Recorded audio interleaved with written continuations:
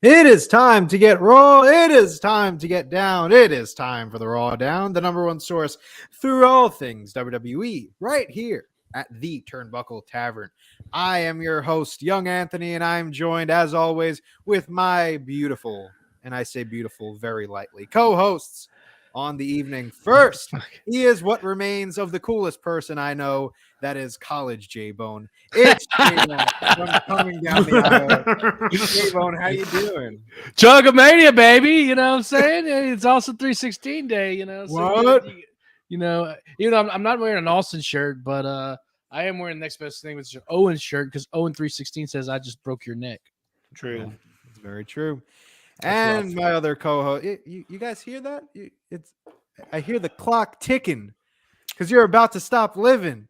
It's the MC Marco of the Chick Foley Show and man. Open Mic. Marco, how are you doing? I'm doing fantastic. It's we have 316 day as we speak. Tomorrow, St. Patrick's Day. It's like back. What? It's back-to-back drinking for most people, anyway. Let's go. Let's fucking go. Weekend starts today. Pretty much. Oh boy. Well, hey, they're not a sponsor, but I'm gonna go ahead and plug them. I'm drinking a Paris Brewery Dr. Juice. Dr. Nice. Juice. Like Tropicana, he's got the juice. Yeah, there you go. There you go. It's Dr. Denton in the house. Nice. That's actually a real thing. If you look that up, did you know that?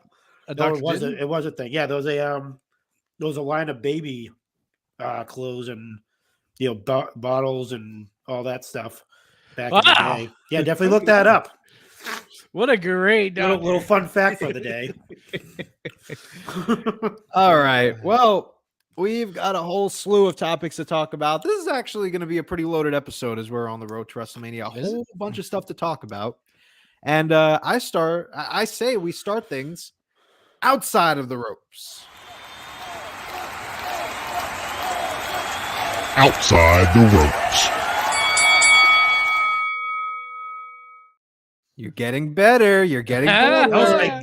You guys were right there. We got that connection going.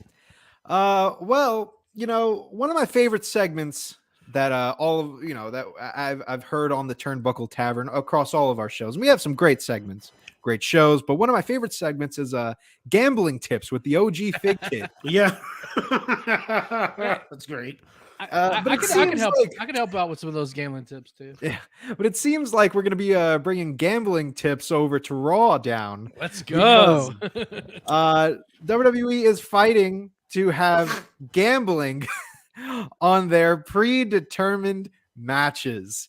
Who wants to break this down for me? Because there's a lot to unpack, and I'm sure someone else will do it better than me. So someone take this from me as I look up some facts and statistics. Well, so first of all, like the reason why this is kind of coming out is they've kind of applied to certain states. I think it's Colorado and Washington. Mm-hmm. Yeah. Like that. Yeah.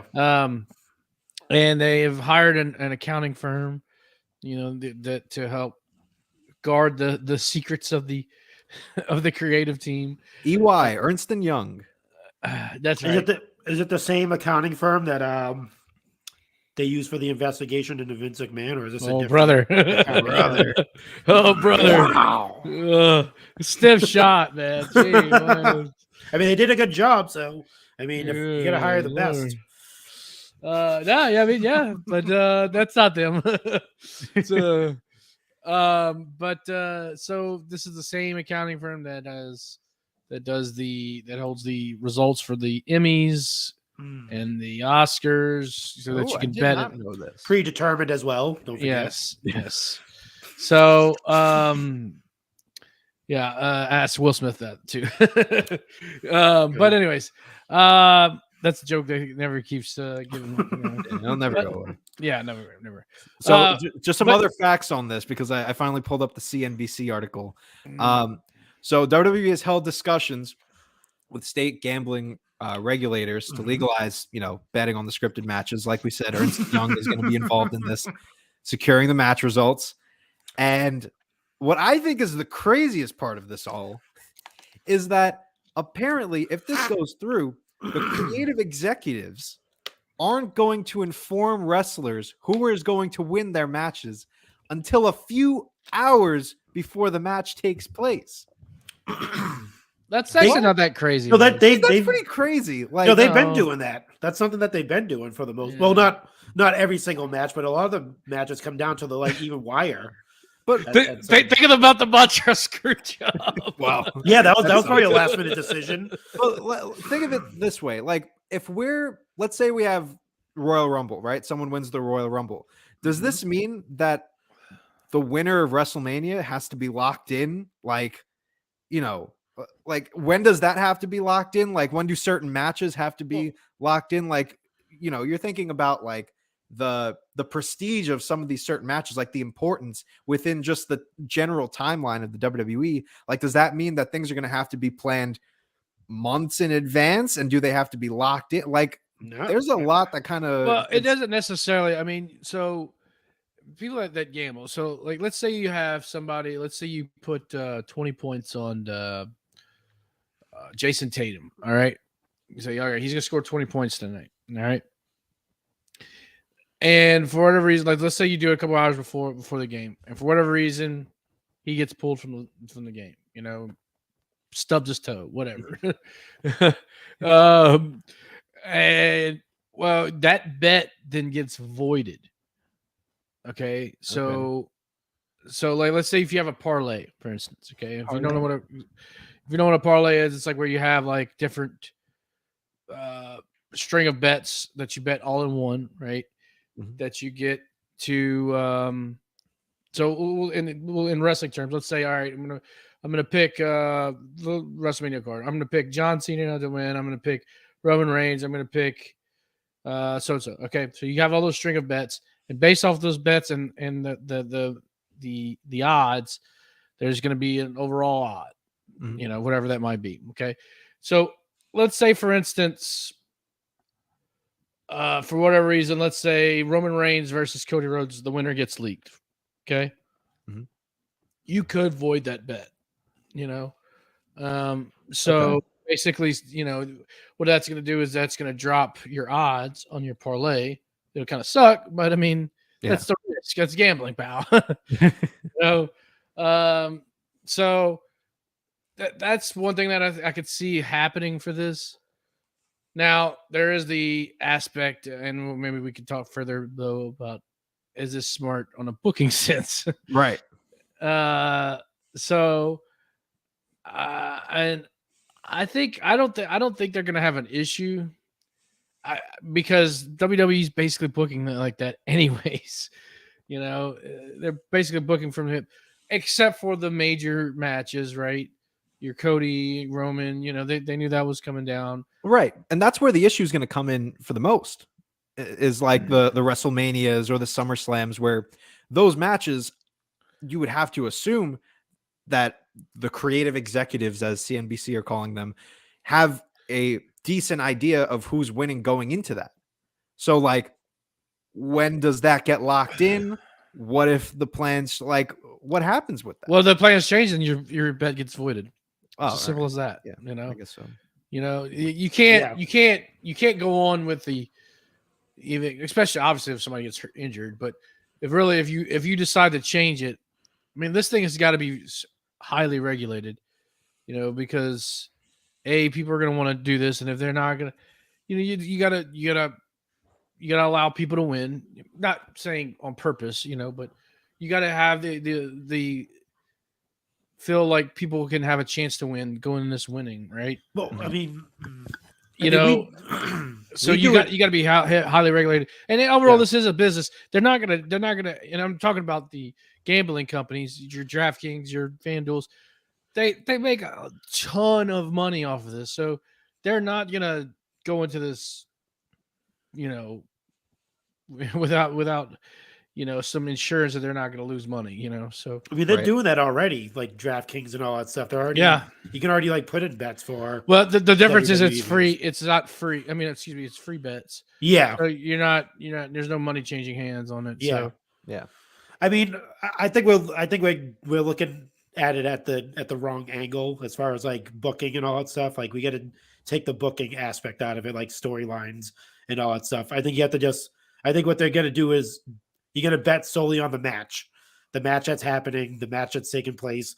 I mean, if you're following along with the storyline, that's great, but that's not going to tell you who the winner is going to be for the most part. And like J-Bone said, it could change. It could be a different opponent. We'll talk about it later, but look at Bray Wyatt right now. Looks like he's not going to be at Mania. So if that was like a bet that was already like locked in, like they didn't make it official yet, but if it was official, Bobby Lashley versus Bray Wyatt, now Bray Wyatt's gone. Now what do you do?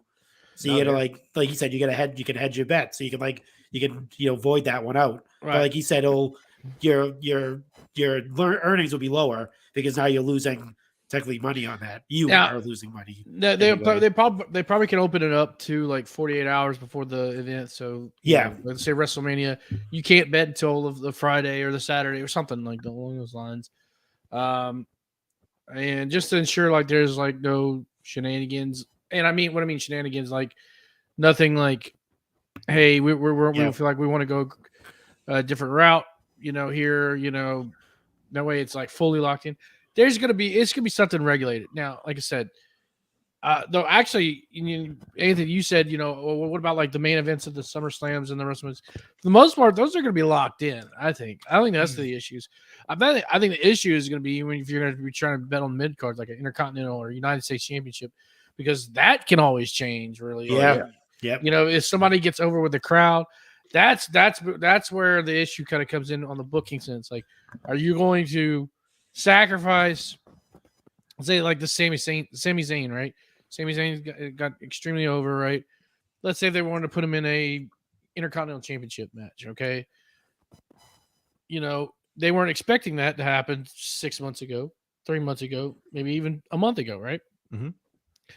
Well, depending on when they have to get this information up, that could change. But again, on a gambling aspect, it just voids your bet.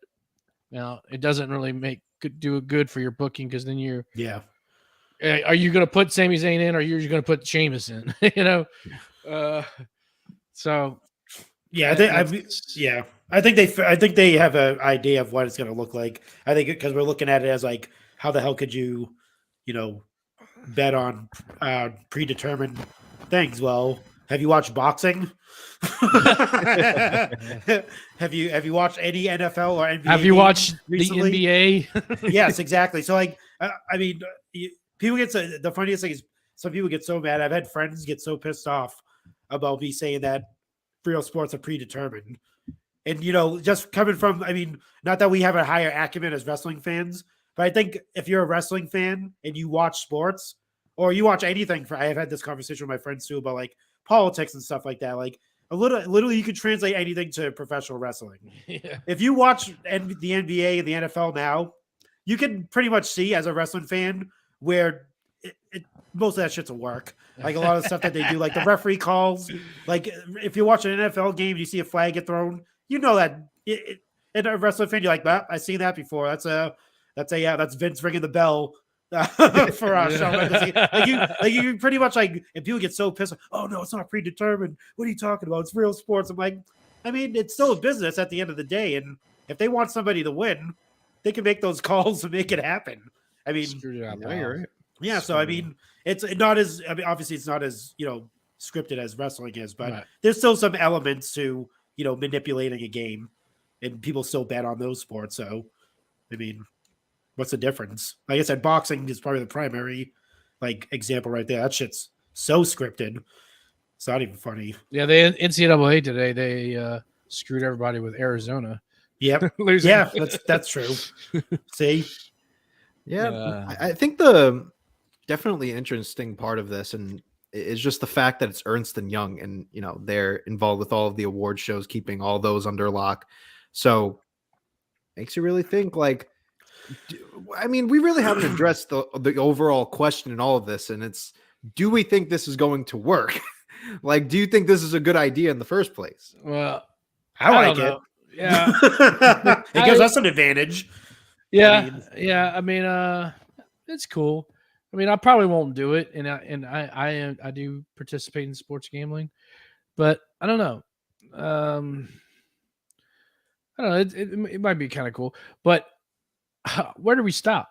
Like, are we going to start doing sitcoms, soap operas? Hey, if Disney's buying WWE, then who knows?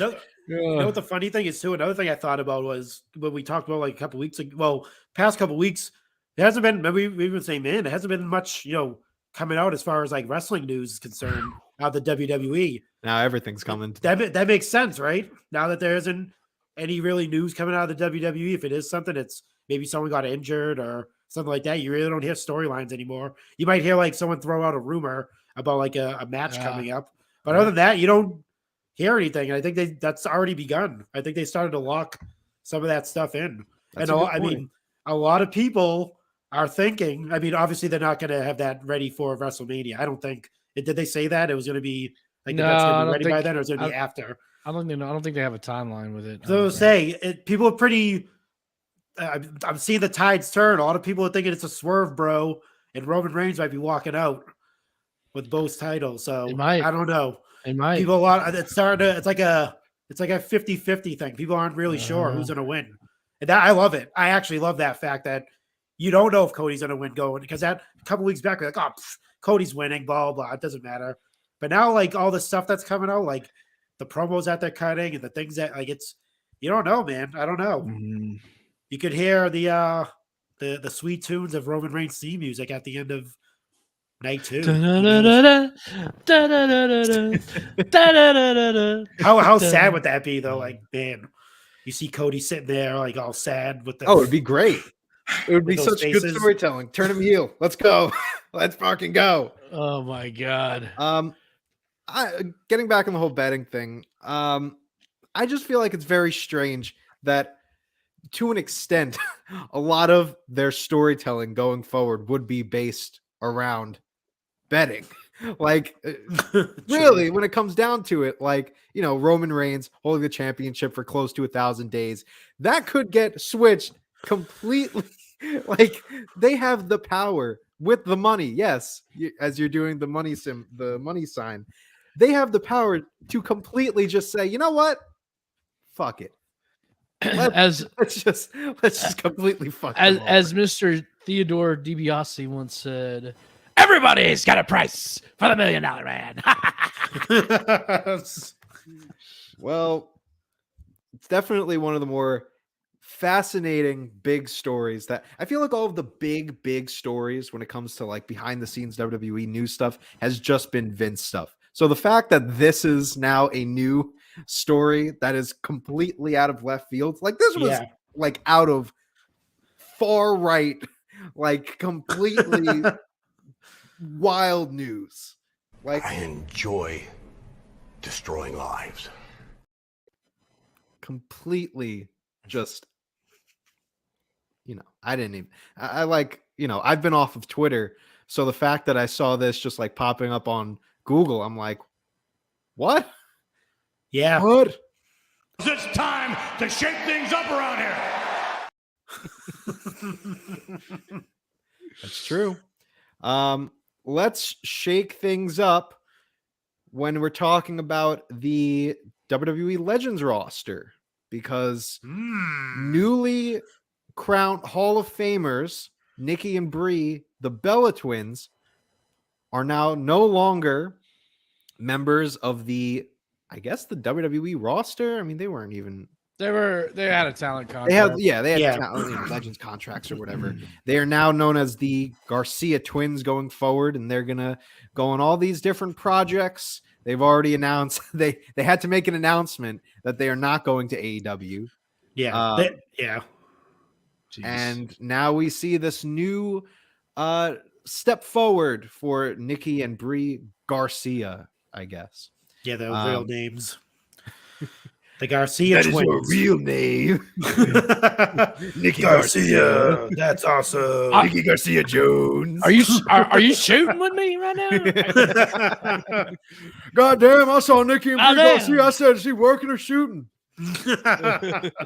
So what are our thoughts about Nikki and Brie leaving WWE, fresh off of returning to the WWE 2K franchise, fresh off of getting their Hall of Fame spots? They had the whole critiques about Raw is XXX, Raw is 30, not presenting the women properly. Do you think that had a play in this whole them leaving. I feel like this has been a long running thing now that they've been kind of shitting on WWE a little bit. You know, they talked about Sasha Banks, they've talked about Raw's 30.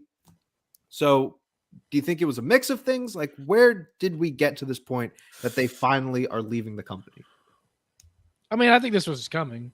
Yeah. You know, I mean, I agree. I think they're just using what happened as kind of scapegoats, you know. Yeah. I don't think I think it's easy to say that, you know, instead of you being I'm leaving my contract and I'm going to call the Garcia. Oh, okay, bye. Sorry to offend you. I'm still here. Right? Sorry. So I don't know. I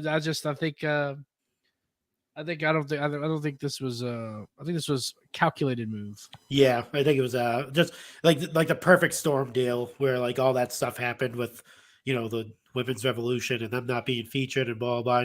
And if you see I seen clips of their live that they did after the Raw 30 or during it or around that time when they're talking about like, oh, you know, WWE only wants you when like they need you, like if you need them, blah, that type of stuff. Like they were asked to be there. They, you know, canceled all their plans. They got there and then they weren't used, that type of thing. But yeah, I could definitely see it coming. I mean, I could see them not. I mean, they're not. I don't want to say they're not interested in wrestling at all, but just at this point in their lives, you know, they have families and all this stuff, and they, you know, they're opening a new, like they said, they're opening a new chapter in their lives and stuff like that, and they've kind of put the wrestling world behind them. Definitely, you know. I've seen a lot of people, you know, obviously when they went into the Hall of Fame, people were like, oh, why the hell are they in the Hall of Fame? Why did they get chosen? Well, they're part of the women's revolution. They're one of the reasons, or two of the reasons why, you know, everyone gets to do what they do. Becky, Charlotte. If anything, Sasha, they're two of the most important women to go into the Hall of Fame. Yeah. What? What did you think about it, bud? That's not, I mean, he's oh my! Is this another Pat McAfee statement, pal? He said two of the most. He didn't say the most important. I would put them at the bottom. Yeah, two of the most. Yeah, yeah. I would put them at the bottom of. Go ahead. Why? What have they done for the wrestling business? What? What? What have they done for the wrestling business? First of all, hit the hot take button because this is insane. Well, all right. Hot takes here. Get your hot takes here. Explain. Go ahead. What have they done to make wrestling business better since they left? I mean, answer my question. You tell me. They didn't do anything in my eyes.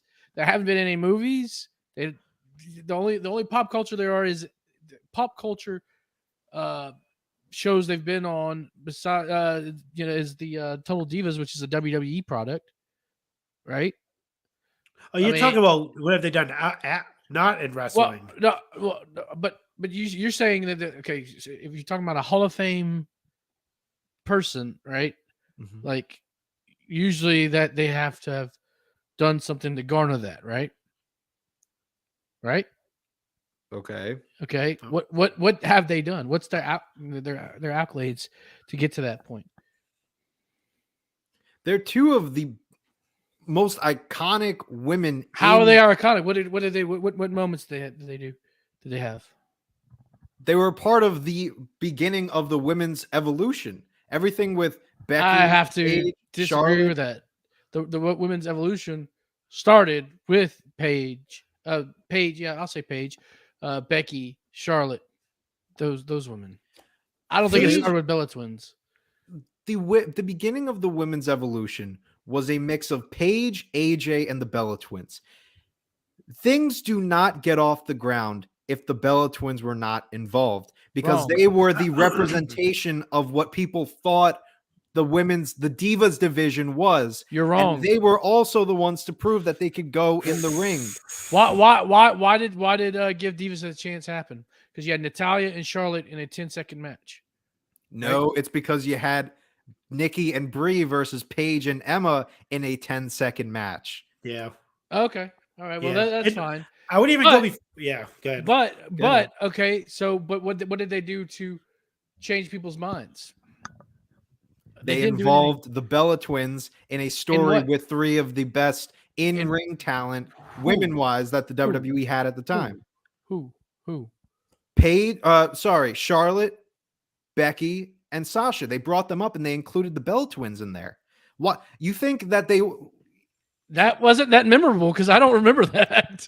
You don't remember when they had the Bella Twins in the ring and Stephanie came in and they were like, "Oh, we heard you." Here's that was Charlotte, more Becky, about and Sasha. That was exactly. That's because of them. They were coming in. Yeah, but you don't think that they would just be right? That's the moment. But it only was a moment because you pair them up with the Bella Twins. You don't bring in Becky, Charlotte, and Sasha and just say, "Here you go." Yes, you also do. bring in Nikki yes, and Brie because they are what the perception of the Divas division was at the time. Just glitz and glamour, hot women.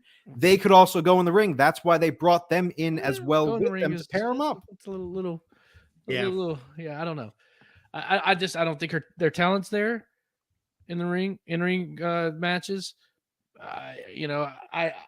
I'll say it right now. I think the biggest reasons why Bella Twins got over is Nikki was dating John Cena. I don't think I just. Well, that's why I'm saying I think it's Austin. Heated. Shout out to Austin. Whoa. I just think that's why they were so instrumental in all this, is because the whole give divas a chance wouldn't have worked without two of the divas who had already proven that they were better than the term diva, because diva has a negative connotation, and it's always had. It's the bikini fights and all of that shit. They were the ones that personified the divas. They like, oh yeah, okay, they took that on, right? But they could still go in the ring. Why do you think the Bella Twins, Natalia, they've transcended the divas to the women's division? It's because they're still able to be competitive in the ring. Yeah, also, mind you, if we're talking about in-ring accomplishments, Nikki Bella, I don't know if she's still the longest reigning women's. Wasn't she the longest Divas champion? Yeah, Divas champion. And that again, we're talking about a horrible era, like. That was during when they brought in Charlotte and all of them. Like the Bella Army and all that stuff. That was at the end. That was right at the beginning. Whenever Charlotte was the one that she was the last holder of the Divas champion. I don't think so. If you're talking about women of history, we got Trish Stratus, you got Lita, you got. We don't got Marco. We got Marco. Beth Phoenix. And I the would Bella say Twins? the Bella Twins had a bigger. If you're talking about impact on the division, there he is. If you're talking about a bigger impact on the overall division, I would say the Bella Twins had a bigger impact than Beth Phoenix. I think it's about neck and neck. Look, I'm going to make a crazy statement, and you need to just hear me out on it. Don't take... Hear me out. Don't take this the wrong way because of the names that I'm comparing them to, but hear me out. Why everyone calls, like, when Hogan was just, starting the Hulkamania and everything was huge, why was it so big? Because they paired him up with such a great heel like Roddy Piper. Am I wrong? No, not wrong. Okay. To me, and in the context of the Divas division, I feel personally that Charlotte, Becky, and Sasha were able to excel like they did because they were paired with someone like the Bella Twins. No. Because they were paired with here's why you're wrong. That was the complete opposite of here's them. Why you're wrong. Able to elevate them. Here's why you're wrong. Okay. Hulk Hogan was already established as a star. All right. The Charlotte and Becky and Sasha, they had a big, huge groundswell underneath them, yes, but they weren't like just coming into the main roster. It wasn't like Hulk Hogan was coming in like, oh, hello WWF. Who am I going to be with? Oh, I'm going to be with Roddy Piper. And that's going to make me a star. If we're talking about Charlotte, Becky, and Sasha, this is Sasha who just came off of, the feud with Bayley. This is Charlotte, who's literally the daughter of Okay, Ric but it wasn't Flair. the Bella Twins that made them? Where you're going with? It wasn't the Bella Twins. Elevate. Well, you just said Hogan wasn't made by Roddy Piper. He was elevated by them. I'm not saying that Charlotte, Becky, and Sasha were made by the Bella Twins. The Bella Twins helped elevate them, and that's why we have the women's evolution that we have today. And they were instrumental in that. Nobody remembers those feuds. They don't go back. Oh man, those were great times. Bella Twins versus Charlotte and Becky. No, you're right, but it definitely had a place. There you go. In history. It had a place, but not at the definitely top. go back and Not they at the talk top. about that beginning. Everyone talks about that beginning moment where Charlotte and Becky and Sasha came into the company. Yeah, see, well, Austin's in the chat. Thank you for joining us. The Bellas bridged the gap between mid-booking and giving women meaningful storylines. Absolutely. Yes, I mean, just doing like a quick. I had to do like a quick check because I was trying to figure out when they debuted. So, like 2008 is when that they debuted along with like Natalia. Well, was Natalia? Yeah, Natalia was 2008 as well. Yeah, Beth Phoenix, Maurice, Alicia Fox, like and who else? What's her name? I always forget her name. She was jacked too. She was kind of like a jacked Caitlyn. I thought you were about to say Nicole Bass. So yeah, so that PG era, that like those are the women that were like they started doing more of the. That's when like the FCW started and all that stuff. So like they were doing more of the like wrestling. Obviously, there's still the entertainment element to it, but they started kind of like that. They started ushering in, after Trish and Lita, they started that the actual like having wrestling matches in ring, and actually having meaningful matches and stuff like that. And I say like their impact has been because when they started Total Divas, which was in 2013, way before the Women's Revolution, they brought more eyes to the WWE product because of that. Oh yeah. So you can't knock that at all. They brought more women into WWE because of them being on. That was a WWE produced show. It wasn't like they went out and No, I know, but who's gonna watch took the risk? Like we're not gonna go out and watch Total Divas. Like E Network is mainly like geared towards women. Like guys, I'm not watching E Entertainment. I mean, I'm not even sure if it still exists. Have you ever seen that show on Lifetime about that woman? Yeah, exactly. Like like. I mean, were you rushing out to watch Total Divas? Like that wasn't geared towards. Like it. I didn't like it. I mean, yeah. I mean, it was geared towards Total Divas. It was geared towards. Are you kidding me? It's okay. Yeah. It was a good. But also, to your point about Total Divas, I mean, the Bella Twins were Total Divas. I mean, they made they were. That's what it was based on. I think Total Divas would have gotten as big as they did if like Eva Marie and Summer Rae were the top stars on that show. No, it's the Bella Twins. Like they were the reason why so many people watched that show. Yeah. And yes, do the pairings with Cena and Daniel Bryan help? Sure. But still, I mean, they had the personalities for a reality show. Yeah. And that's why they made the spinoffs. And they even did, I just found out they did Nikki Bella Gets Engaged, a 4-part series where she gets engaged. And that wasn't a WWE thing. They didn't even promote the goddamn thing. Which kind of ties back to the original point of, them leaving, is that did the Bella Twins get past the need for the WWE? I mean, like I just said, they just had a special on E that Nikki Bella Gets Engaged. Also, they're at a point now where Bryan Danielson's in AEW. Why would, Brie want to stay in a company that's away from her husband? But she's not even doing anything in there. Yeah. True. Oh, no, I'm not saying that she's going to go to AEW. I'm just saying, why would she be tied up with a company like the WWE where she for a paycheck? Charlotte is.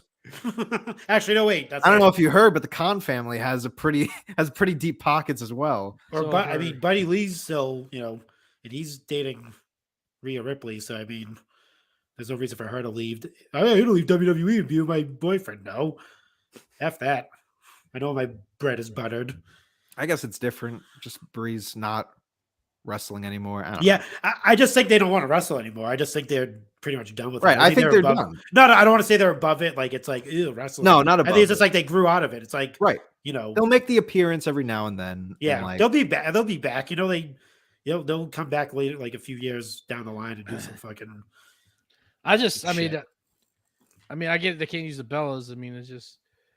It sucks. They're gonna come back. I don't know. It's just, they did say that it was hard to leave the Bella name because that's what they're known as. They're known as the Bella Twins. Well, good for them. No one's going to call them the Garcias, unfortunately. They're always going to be known as the Bellas. I'm going to call them the Bellas all the time. Yeah, I'll call them. Yeah, I'm going to have Yeah, to. I'm not calling them the the Garcia Bellas. Twins. I'm gonna call them the you can look but you can't touch. You The can you- look, but But you can't. touch. Or I'll call them the Primo's. God.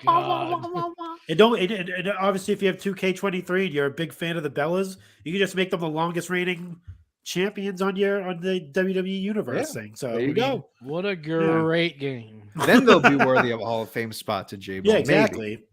Maybe. Have them Yeah, win yeah. every Royal Rumble. If your video game fed has them as they're killing it with their 5-star matches and Yeah, man, that's what I'm gonna do. They're gonna be freaking. That's good. They're gonna be Wrestling Observer's Wrestlers of the Year by the time I'm done with them in the WWE. Enough of that Universe biased game journalism. show.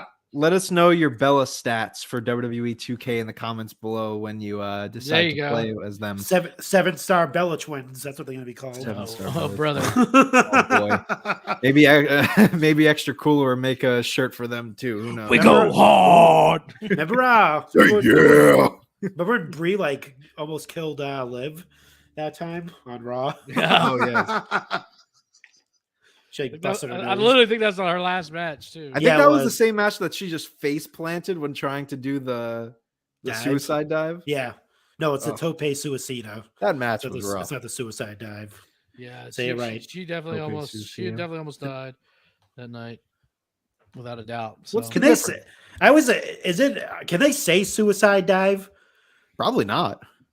Right? I feel like some announcers say Tope Suicida and some of them say suicide dive, but I think AEW says Tope Suicida and WWE says, "Oh, what a move!" yeah.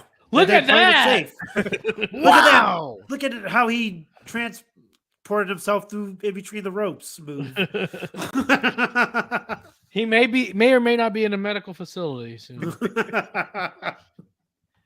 All right, well, let's move on to one more topic outside the ropes, and then we'll wipe our feet. That goes for you, J-Bone. We'll step inside the ring. So we were just talking, well, you guys were just talking last week about how there were no Hall of Fame inductees yet. Didn't know Who's what was that going on looking there. up the sky? We got two Tell me people why. announced for the Hall of Fame. Number one, and I guess he's the headliner of the Hall of Fame class this year, Rey Mysterio. That was surprised me. That was semi shook me a little bit. I'm happy about this. Oh, I love it. I love I it. know this. think I know it's this is good. leading. If you're watching along, you know where this is leading. Yeah, I've been Oh. saying it for months. Yeah. So I'm smarter Is it- than you. Well, I mean, before we get into you know. where this is leading to, I just want to say I think this is good that maybe this will lead to more current in-ring talent getting that Hall of Fame nod. You Yeah. know, Ray is someone that hasn't really been pushed like a Hall of Famer in recent years.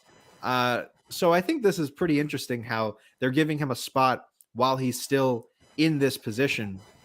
But at the same time, I mean, I look at it like, Ray's getting inducted this year. Although there were a lot of other circumstances around him getting the opportunity to go into the Hall of Fame. Jeff Hardy also was offered. Jeff Harvey. Jeff Harvey was also offered a single spot into the Hall of Fame before How'd that he turn left out for WWE.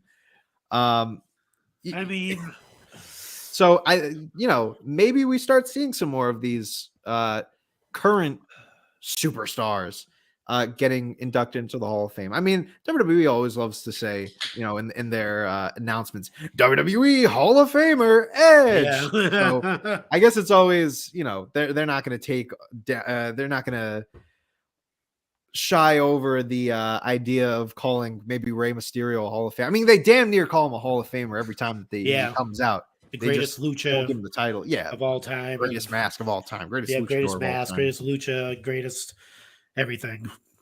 So I'm cool with this. I think this was a plus. I mean, huge fan base, especially in New York. I just went to the WWE MSG show, and Thanks for the invite. what was that? Thanks for the invite. Oh I know, no right? What the heck?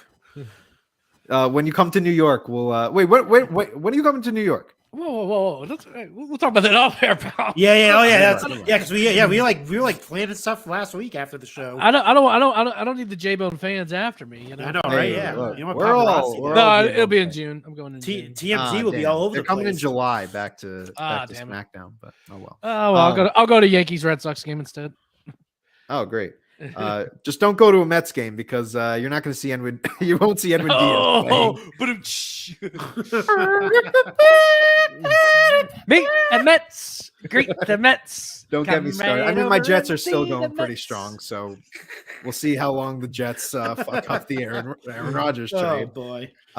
Nevertheless, bring the family, bring the wife. Guaranteed to have the time of your life. tear your meniscus, tear your ACL. Anyways, what was I talking about? I was at the MSG show and Ray was in the Battle Royal and he had the biggest reaction, like probably of the night, because of how strong his fan base is. So I think this is a smart pick on their behalf. Yeah. You know, going with someone like Ray. Yeah. Any thoughts about Ray getting inducted? It's gonna add more fuel to the fire for the match with Dom Dom. So yeah, that's what it's gonna do. And I mean, it's deserved, like you said. Long storied career. I mean, Royal Rumble winner, multiple championship holder. Even before WWE, of ECW, WCW, obviously. WWE champion for 2 hours. I mean, come on, WWE champion for 2 hours. That's pretty prestigious.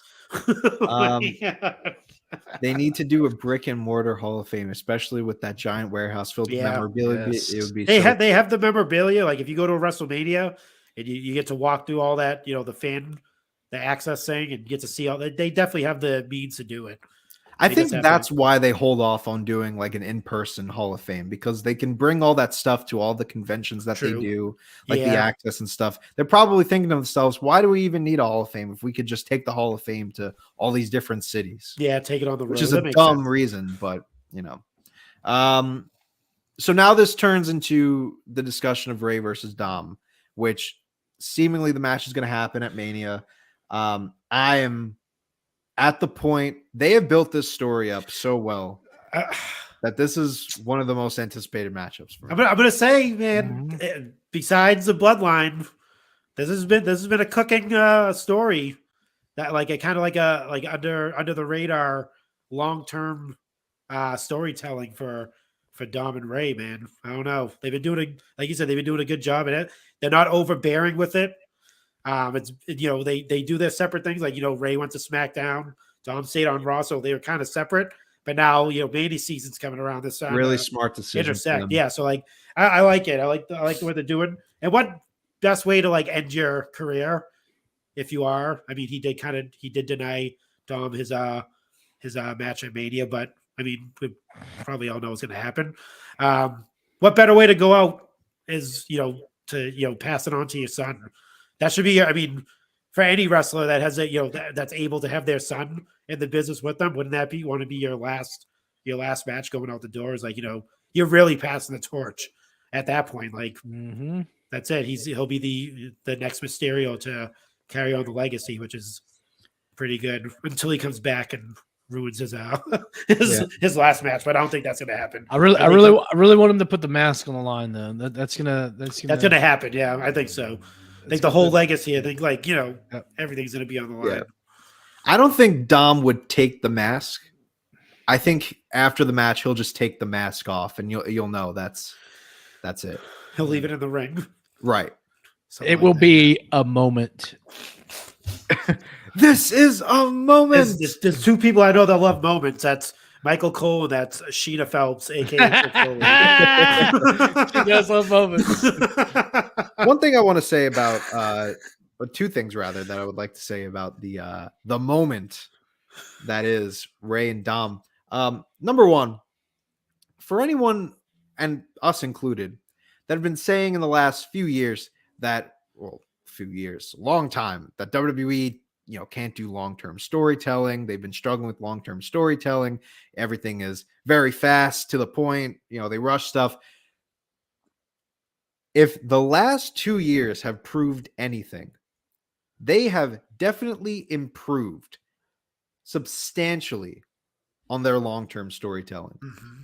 And we're talking about stories like, obviously the Bloodline, Dom and Ray, but even, a few years ago, like I feel like one of the best long-term storytelling stories that we've had before we got all the Bloodline and all this, you look back at like Edge and Seth, that was a story that even back then we were talking about, wow, they're really stretching this out. We're getting a proper like 3 matches, we're ending this in Hell in a Cell. Like, they're doing pretty well with this. And then they keep continuing with Cody and Seth and the Bloodline and all these other stories, Dom and Ray. I mean, to an extent, Edge and the Judgment Day, even though that hasn't been a great story. It's still a long story. Becky and Bianca. Don't forget that was Bianca. That was a whole year almost from like SummerSlam all the way to Mania. No, I mean, even Bray and LA Knight, like some parts were good, some parts were bad, but it was mostly a story that they were able to tell. Mostly bad, but it was a story they were able to tell. I'm giving a lot of bad examples here, but it was a story that they were able to tell over a long period of time.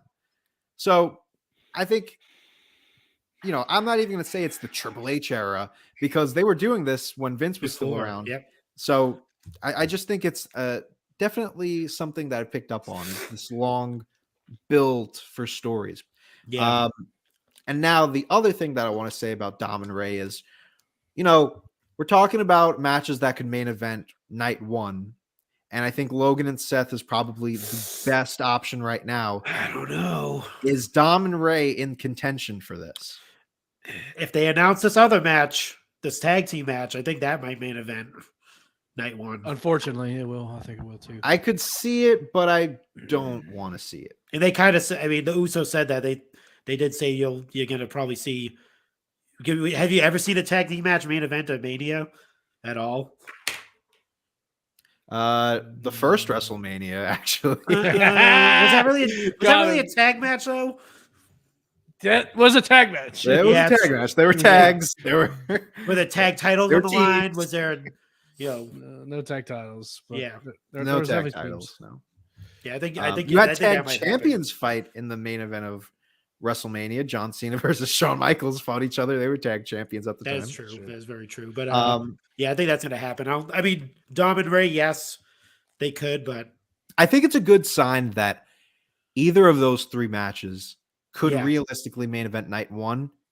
And honestly, I feel like majority of people would be okay with it. Yeah, I think it's going to be Brock and Omos. I'm gonna say something. I still fucking hate this card. Absolutely hate this card. Really? I don't like it. I think this is a pretty solid card. It's still a 4-match card for me. There's a lot of I don't give a fucks about. Yeah, we don't know what's gonna happen. I think Bobby might get inserted into the Omos and Brock. Oh God, match. Please no! You're making it even worse. Well, we'll get to Bobby in the ring. We'll hold off on Bobby right now. But we're up to 9 matches already. It's I mean, most of these matches are pretty interesting to me. I mean, Seth and Logan, Roman and Cody, those 2, yeah. Theory and Cena. Don't care. Come on. No. Don't care. The promo, I'll give you it because I didn't talk about it last week, but I thought I thought Cena was great. Obviously, he's a star, but they lost me after the promo. Austin was horrendous in that promo. Yeah, because the fucking Cena butchered him, cut his legs out from him. Yeah, but if you're gonna come back with, oh, you got a bald spot, what do you think Cena's gonna do? What is he supposed to say? Like, oh, you're if you win, or if you lose, you're still gotta come to Monday Night Raw, and if you win, you still gotta come to Monday Night Raw. That's great. Yeah, for a heel to say that, it's terrible. Terrible. Who cares? You basically said fair. He said in that promo, yeah, this match really doesn't matter. Well, I mean, that's only the beginning of the feud. We haven't seen it progress. I'm sure there's going to be a segment where Theory does something with Cena, unless not before Mania. Well, I mean, now with Cena's schedule, who knows? But I will give you that. The promo should have been a lot better, but I think that was mainly on Theory. Like, He should have came in cutting promo. Not. If he came in with the promo that he cut on Seth, this whole interaction would have been a million times. The promo that Theory cut right after he lost Money in the Bank to save his ass, that was the promo of his life. Yeah. He should have came in, guns blazing against Cena. And he comes in and he talks about his bald spot. It's like we're back to the selfie Austin Theory. Yeah, he could have went a little bit harder. I do blame Theory on that. I blame Cena. 100%. The only reason why you blame Cena is because Theory wasn't there to match up with him. If Theory came in with a lot more oomph to his promo, I blame Cena because of the psychology. This makes absolutely no sense. But I mean, you also got to think like Cena is the larger than life. He's bigger than WWE.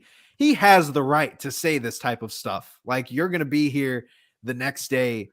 You're not ready for that spotlight. No, he wasn't ready for that spotlight. You're trying to sell the match because you basically said this match doesn't really matter. Right. And to an extent, you're wanting to see Theory be the guy to beat Cena. And that's going to make him a bigger heel. He's the heel at the end of the day. But he said it doesn't really matter if win or lose. You're still going to be here Monday night, and I'm going to be in Hollywood because I'm the bigger star. No, that's true too. That's true. So it makes this match meaningless. The build is shit. I think the match is going to be entertaining though. Yeah. I mean, that's really just because I want to see Cena win. I think Cena needs to win this match. I think you're just a Cena mark, pal. I am, but who isn't?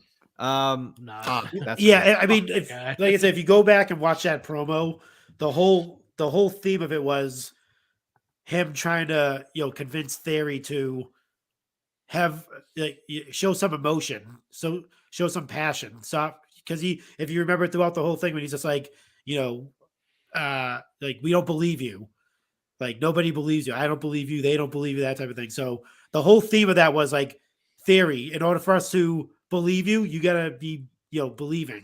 And I think that's what him saying like, if you beat me, like he gave him these two options. You could beat me at WrestleMania, right? And come out to Raw and, face that crowd or whatever. Or you can lose to me, and same thing. But what he's saying is when he comes out to Raw that night, win or lose, he has to be, at the end of the day, he has to show that, he has feeling, that he's proved something, that he's not a shell, that he's not just some dude, just like he said, wearing sunglasses indoors and stuff like that. You got to read a little bit deeper. But basically, but he said that when he said that, he said he doesn't believe, Cena doesn't believe that he has it in him. Well, so that's the whole point. I know, but what he's saying is it doesn't really matter because you suck anyway. But if we're also looking at it in the parallels here, like this is almost a parallel situation to Rock and Cena.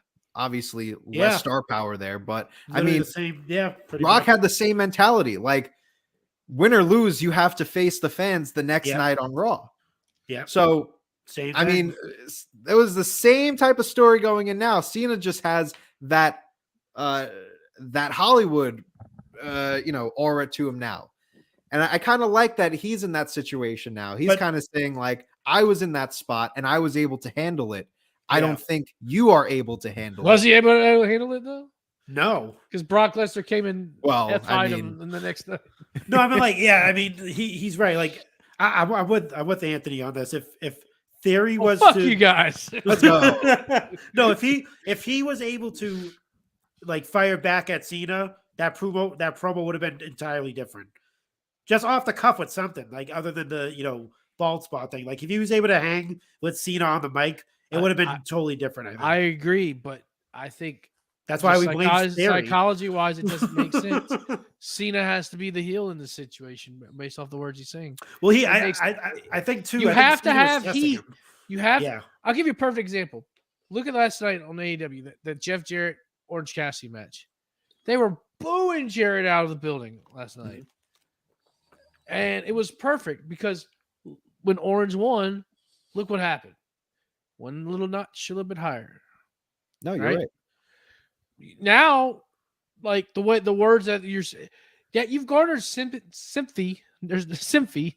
Sympathy. There you go. No, like Scott Steiner would say, sympathy for the heel. You don't do that. It's ass backwards. No, you're completely right. This is the type of story that you do, I don't think you're worthy yet.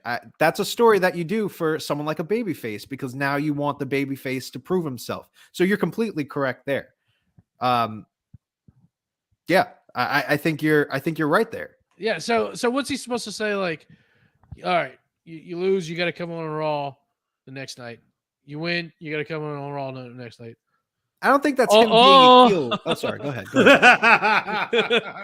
I can do it. You know me. I think that's my life. I don't know. I think Cena right now is just like he's always had. Well, not always. In recent years, he's had that kind of that swagger to him that he's kind of implementing a little bit more of his Hollywood persona in. Kind of just showcasing. I think it's him just showing like his wisdom, his experience. It's not necessarily showing his, what are you showing there? Stunning Steve. Oh, Stunning Steve. Yeah. I'm thinking we get come out of Hollywood Blondes best.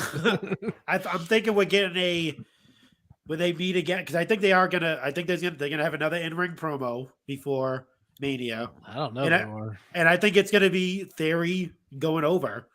I think he's gonna to spit Ethan. If it does, he'll have to show out. But God, because it's gonna be something like, "You're not gonna do this to me again, John," and then he's just gonna fucking. Apparently, they pre-recorded something when Cena was around. I forget when exactly it was. Is it some QTV action? This is QTV exclusive. Apparently, they pre-recorded something already for GTV? Cena and Theory, and they're just waiting to air it. QTV. That was the rumor. See. But let's go back. Let's run down the card again. That's where we're. All right. And by the way, the Great Muta also got inducted to the Hall of Fame. Anyways, let's go back to running down this Hall of Fame. This WrestleMania with 0 WWE matches, by the way. Okay, so we ran down Theory and Cena. Let's talk about. So, are we just talking about matches that we're not really that you're not looking forward to? Yeah. Okay, so I'll say it. Bianca Asuka. Yes, I agree with you. This match has no steam to it. Next, don't care. I'll put the tag match in there. Sami and KO versus Usos. Don't care. Wait a second. Even after Jay turning on Sami? Yep. Don't care. Wow. Wait a second. Whoa. Yeah. It was so calculated. It's like, yeah, you could see it a mile away. It's like, come on. They got me. I'm not gonna lie. They got me. Nope. Didn't care. That's very surprising. The story's boring. Come on. I'm right. No, you're not. You're completely wrong. I'm right. I'm always right. You're wrong. Let's see what else we have. The women's trios match. Don't care about that. This match should have. Sorry. The women's trios. The six person. I mean, it'll be cool to see Trish and Lita in the ring again. Who cares? Who cares? Trish, I'm excited to see. I don't really care about the rest of them, but Trish will be cool. Edge and Finn, don't care.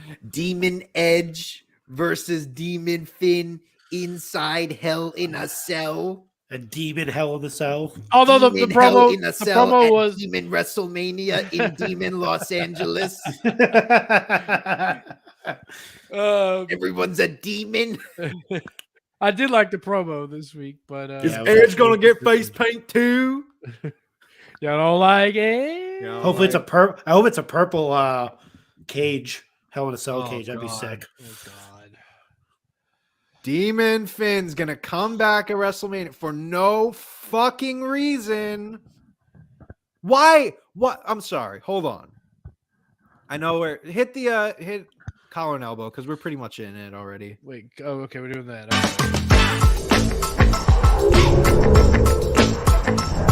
Collar and elbow.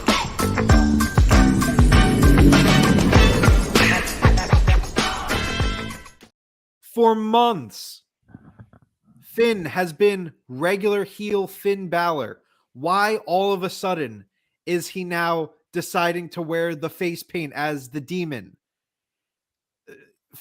Demon Finn Balor is a face thing to do because the fans love the face paint. I understand that in New Japan, Finn would just wear the face paint for the big matches. That's fine. But you've built up Finn Balor to have a character when becoming Demon Finn Balor, that he's better in the ring. He's more powerful when he has the demon paint. And there's a whole backstory behind the demon paint. They can't just go now and say, oh, you know what would be cool? If we put face paint on Demon Finn for this match, that would be cool. No, you made him join the Judgment Day for the fact that he's a heel and he doesn't do that anymore. So now why is he doing that again? And you already had Brood Edge at SummerSlam against Seth, and that didn't make sense. Preach, brother. Come on, what are we doing here? You have to, put your hand up to my hand. Hand to the screen, Daddy. But he has to pull out all the stops to get rid of Edge. That's the thing. I mean, it's the last resort. You gotta do what's. So he didn't have to pull out all the stops to fucking beat any other big name when he fought for the United States title. He didn't need to bring out the demon paint to win the U.S. title. Who was that against? Bring out the paint to beat Edge. Come on. Edge is a formidable opponent. He's a force to be reckoned with. Sure, but the last time we saw Demon Finn, he lost to Roman Reigns. Because Roman Reigns is a god. Demons okay, can't be so gods. why is he going against Edge? Because Edge isn't a god. Oh my god. Edge is a Hall of Famer, a mere mortal. I would rather see Finn fight with that like Kanye mask that he wears with all the spikes on it than see him fight as the demon. I don't care about the demon anymore. I love the demon. It was great in NXT. It was great when he brought it up for a little bit on the main roster. And then they decided to call, it's the demon. Oh, we got a whole backstory behind it. Give him some Ultimate Warrior face. The only face paint that matters. Warrior paint. That's the only face paint that matters in wrestling. Sorry, Sting. Hulk Hogan. Whoa. Hulk Hogan. Hawk Hogan. Hulk Hogan. It's Hawk Hogan. Shove the controls into a nosedive. In the cockpit, Hulk Hogan.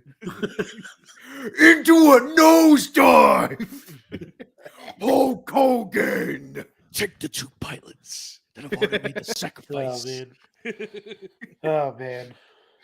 Put on Great promo. the demon face paint for a pointless WrestleMania match. Dude, dream match, Ultimate Warrior versus Demon Finn, dude. Dream match heaven. Oh, baby. Might have to make that happen on Join WWE the 2K. brood. For one night only. Hulk Hogan. Adam Copeland. Adam Copeland. Adam Copeland. Oh man. What other matches are happening? So Brock and Omos, they didn't sell me on this. Can't wait. Yeah. Who was it that made a good point? Did you see the attempt of almost trying to almost getting Almost Brock throwing him ropes? over the rope? Yeah. Oh my god. I'm very interested to see what led up to this match. Like, I just want to hear those discussions. I want to be a fly on the wall when he turned down the Bray match, when he was like, well, why don't I face Omos? I think he could be a good opponent for me. It's gonna be suplex. He's not gonna have to do that much on this. It's suplexes, F5. See you later. Kurt Angle made a good point, and I'll give him this. He did say that Brock is getting older. He's at the point where he should be starting to put over younger talent. And for being Universal Champion for that long and not having the proper chance to put over those talent, at least now he's in a situation where at however old he is, he can start going against someone like Omos, who's like entering the quote unquote prime of his career. I mean, he's 28, 29 years old. So at least they can do something in making Omos a big deal. And putting him in the ring with Brock puts him in a marquee matchup. Do we have our complaints with how they've built up not just this match, but just Omos in general? Of course. But I mean, the fans were chanting "Holy shit" when they were standing in the ring. Yeah, that's something. true. That is true. That crowd was behind it. I think it'll be entertaining at the very least. Look what I found. I wish I'd have probably found this earlier. Divas title, baby. Just gonna put it right here. You put it on your. That's the only championship you're ever gonna win. I'm gonna. Oh, damn! You got me there. Set yourself up for it. And boom goes the dynamite. And Charlotte and Rhea. They didn't really do much to build up this match. Yeah. I actually like that in this match. Well, I'm excited for the match itself, but this is another one where the build is just not. I kind of have to disagree a little bit. Well, I think you're wrong. So who wins here? They're based off the history. I don't know. It's good. Right. I think they could tap more into the history. And Rhea already has enough heat behind her where it's like that's fine. No, you're right. I want to see Rhea and Charlotte go at each other because I think that they are. I enjoy at this stage in her career seeing face Charlotte over heel Charlotte. So I like that. And I think this is the best Rhea Ripley that we're ever going to see. So and their matches that they put on, I don't know if you remember that, like whenever, what was it, Raw recaps first started? Those were some banger matches. Yeah. The promos at Mania was great. Yeah. The promos sucked, but the matches are great. Now the promos are good. The match at Mania in the Performance Center WrestleMania, that was probably the best in-ring match at that entire across those 2 days. Yeah. I mean, we're not really comparing it to much. I mean, Elias versus fucking Baron Corbin. I mean, Rollins and KO was pretty WrestleMania sick. was so bad. Rollins and KO was good. When KO jumped off the freaking yeah, but that was a sign. spectacle. Like that was just him jumping over. But it was his first Mania win because remember he's never won at a Mania. And it was Seth Rollins that he got the win from. That was a fun match. I do remember that. That was a good one. Yeah, I'm excited for the match. I just feel like in these next 2-3 weeks that we have until Mania, they have to do a little bit more to. Yeah, they have time, but I think the story's there. I think it's got enough heat behind it. Out of the 4 matches, this is probably the 4th. It's like still should have been Rhea Bianca. That's what it should have been. Agreed. You're right. You're absolutely right. Battle of the future stars. The young upstarts just going at it. Honestly, you could have put Charlotte against Asuka just to let Asuka get that win over Charlotte. See, that's something that sucks. The blur on her, the blemish on her career. Well, yeah, that's the only thing that sucks is the lack of talent on SmackDown for Charlotte to face. I think they kind of just like spread the love a little bit, Yeah, you're right. Because Bianca is pretty fucking over too, Yeah. She's right there with Charlotte, Yeah. Or even you can't really do Charlotte Bianca, but I would love to see that match too. That's gonna happen at some point. Yeah. Asuka's been pretty over too, and I mentioned she's been getting pops. I mean, she does. You can't deny that she's getting big pops. Pops. I think I mentioned she's getting pops from the popcorn machine in the house. Oh my god! I mentioned this probably 2 weeks ago, or no, I don't think I did. I mentioned it on the Titantron. More on that in a little bit. Oh, there we go. Oh, baby. The fact that Bianca's been involved in 3 big WrestleMania title matches, and none of them have had good builds, is very strange to me. Well, yeah. Bianca and Sasha was horrible. They were a horrible build with Reggie and Nia Jax. I think they're just relying, a little bit too much on just her, to kind of. She's such an uber baby face, And you can, but it's. I mean, when you have a feud that's just Asuka coming out and spitting out blue goo and laughing. Yeah, that's why. Come on, we can't do anything else. That's why you need Rhea, the uber heel against the uber baby face. That's why I'm hoping that Bianca wins at Mania so that we get Rhea versus Bianca. Yeah, I think early prediction, Rhea's losing. I don't think she's going to win. Oh. More on that in 2 weeks. Yeah. You have to, like you said, she has to face Bianca at some point. They can't just ship her off to SmackDown. She doesn't have to do nothing. I mean, I think. No, I don't think this will happen, but I would like for this to happen. Start turning Bianca heel. Yeah.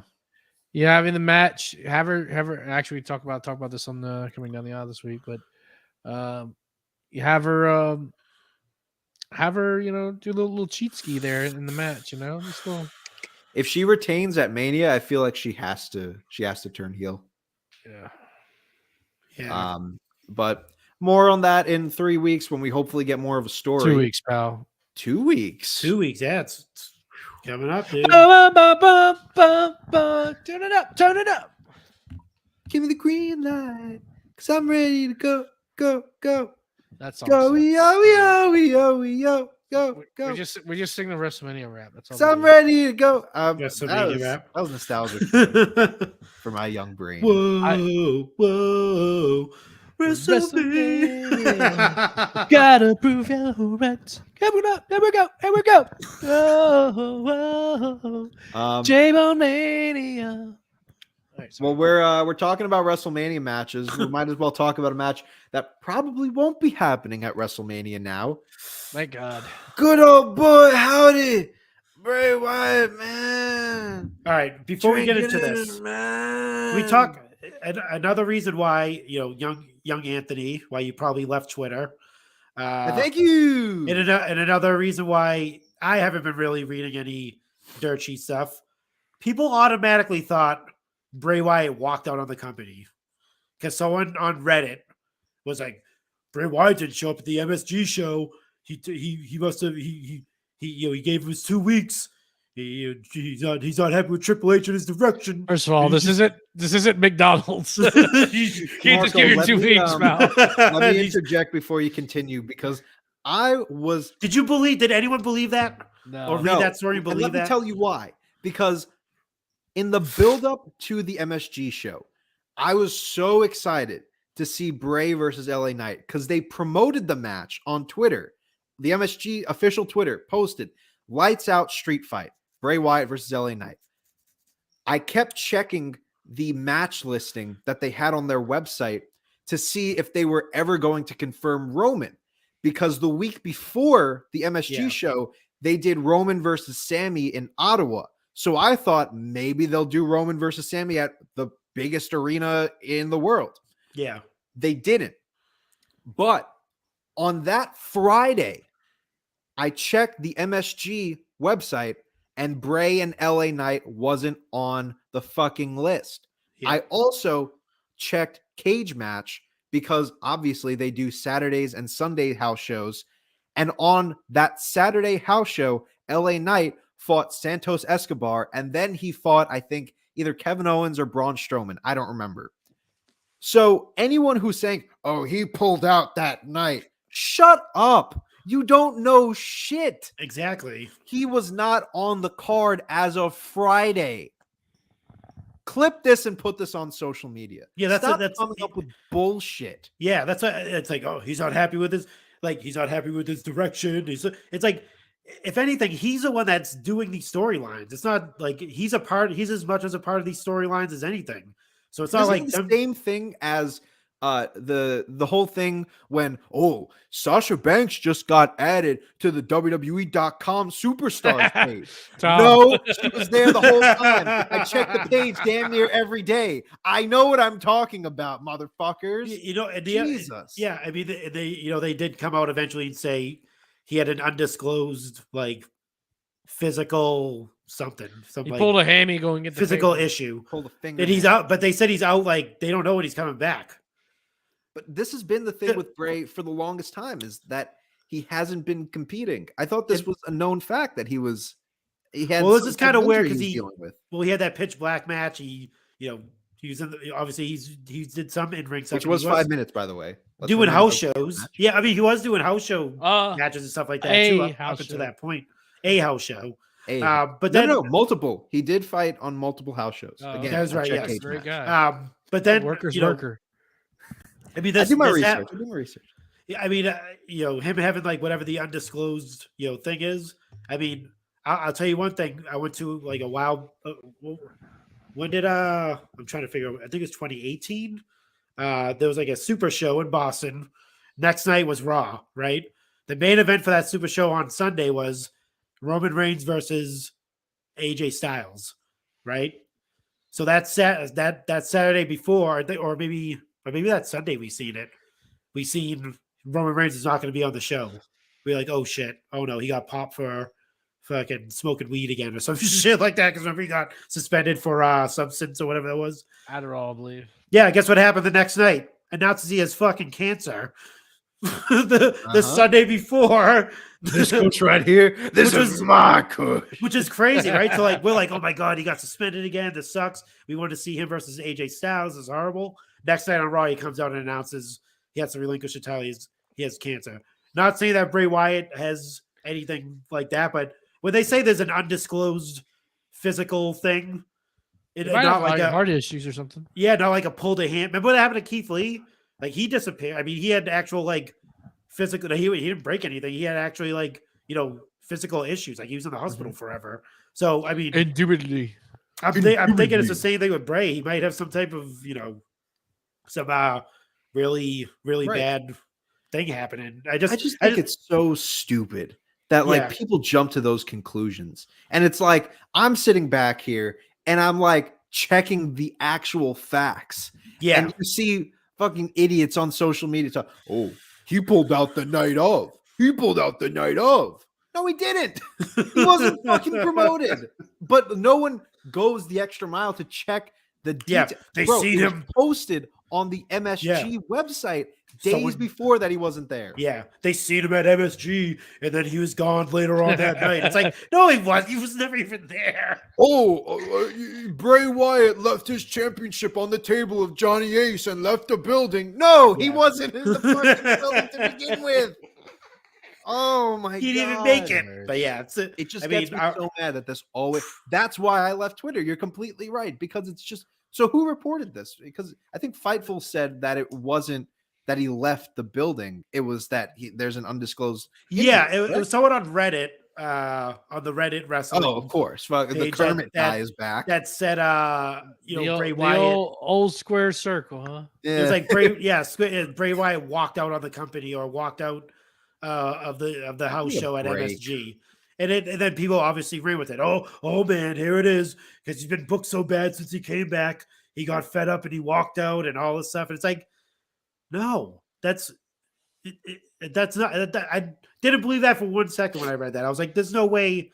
I was like I said, first and foremost, if it's anything creative, he's a part of that creative with that character. Yeah. That's all. Like, why would he walk out on? If he's mad at himself, and he's just pissed off that he's doing a shitty job at his return. That's pretty much what he would be walking out on. I mean, and then sometimes I'll check Twitter to see like what's going on, and I've been checking I'm checking the Bray Wyatt tag because this is when everything was happening and it was trending. So I check without an account, and I see tribute posts to Bray Wyatt like, if Bray Wyatt is really leaving, they really didn't give him a lot to work with. Yeah, it's like all this so unfortunate. And they're like showing pictures of like the Rumble match and all. I'm like, give me a break. Oh man, give me a fucking break. Yeah, hope he takes his talents to AEW. They'll treat him way better over there. I think he'll get a lot of creative freedom and impact. Come on. Yeah, no, it's I hate. Look, I'm not, IWC's the worst, man. Dude. My whole point isn't the fact that Bray Wyatt's run in WWE has been bad. Although I do think that this whole story makes no sense whatsoever, and I don't enjoy it. My whole thing is just don't jump to conclusions. Like, you're all feeding into it all the time, and you don't even see that you're feeding into it. It like makes me mad that there is such dumb people. IWC hungry. We want false info. IWC right, everyone else wrong. Like it's fake news. Like I don't want to call it that, but you're like, why are you feeding into bullshit? It's because people don't like to research. Like if you didn't say that, like to like I was checking the roster, I was checking like the match card to see if anything changed, and they do say subjects are these may Card change, subject to change. You're right. Yeah. So it does happen. I mean, just because someone doesn't show up at a show, it doesn't mean they walked out of the company. It means it could be anything.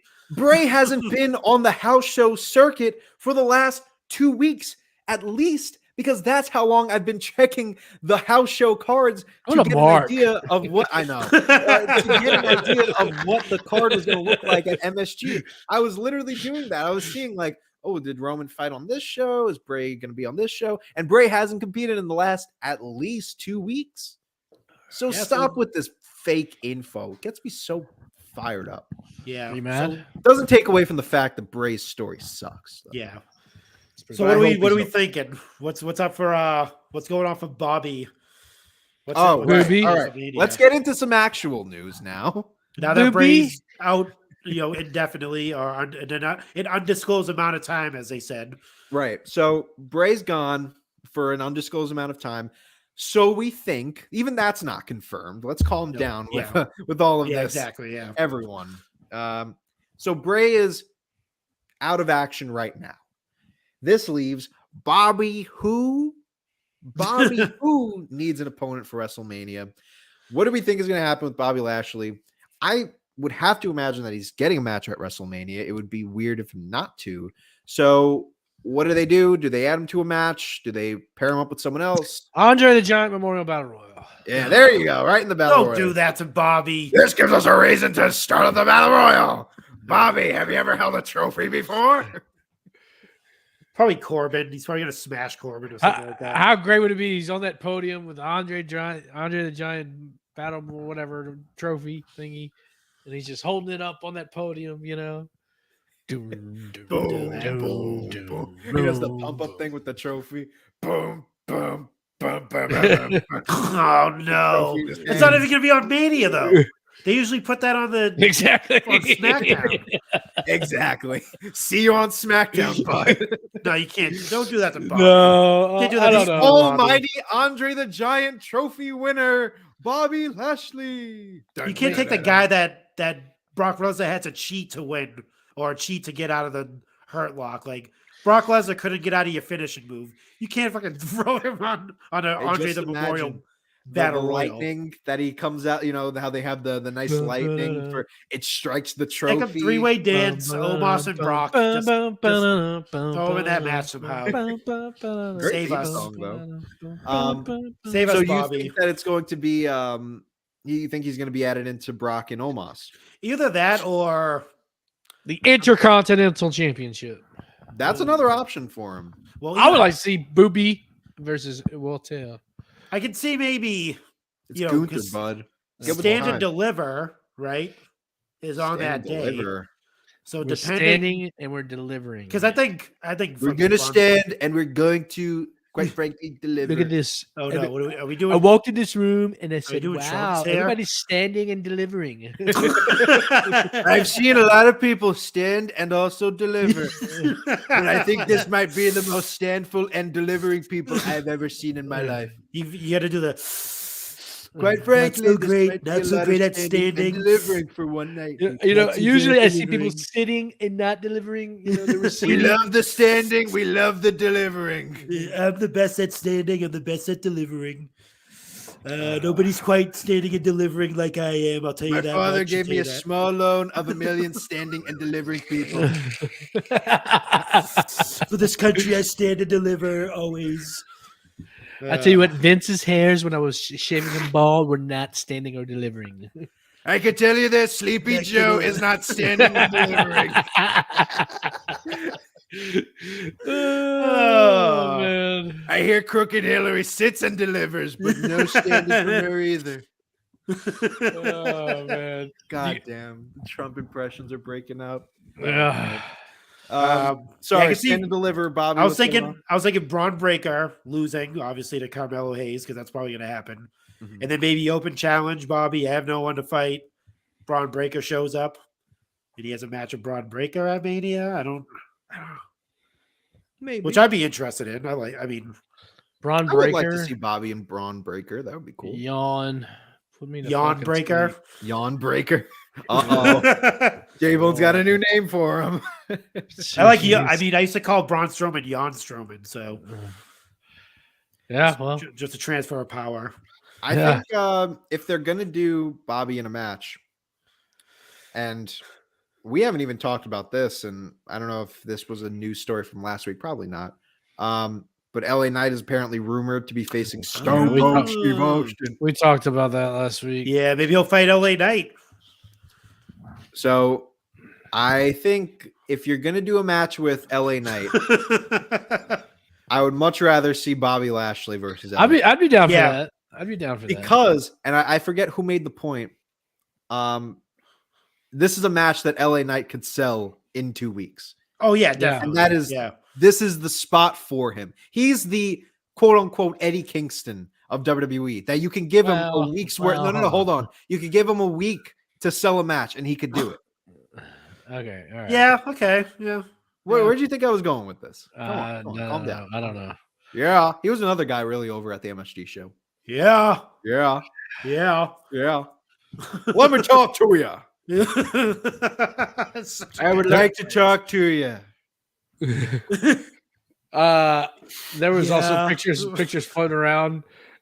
Speaking of Twitter, IWC, there's pictures floating around this week of LA Knight and Becky, like from way back when, and people are like, "Oh my god!" Oh, didn't LA Knight shoot that down? Yeah. Oh my god, Becky and LA Knight. Oh my god, it's like some high school drama bullshit. What happened? I didn't see this. This is like pictures like whenever he was in Impact. Him and Becky are good friends. They may Becky Lynch. Yeah, they maybe even smashed a few times. It's fine, but people do it. It's okay. Yeah, and so there was like pictures of them together from way back when, and then people were freaking out about it. Like Twitter was a Becky Lynch. It's like when like the picture of I think it was like MJF and Liv. They were at some like party together or something like that recently. Yeah, right. Oh my god! Oh my god! AEW confirmed. Liz is going. First of all, you talked about Liv in the promo. Was it her? Liv is living that farm life with old Dallas. Howdy. Seth Rollins, see that? Dude, imagine Seth Rollins. Like maybe they switch gears and now it's Seth Rollins versus LA Knight at Mania for the love of Becky. How about that? Man. Huh? You want to smash my wife, huh? like on Seinfeld, whenever George's parents split up and Sid Farkas, the bra salesman, says, I'm very fond of Estelle, and I was just wondering if I could take her out for dinner. You want to date my wife? Pal, you want to date my wife?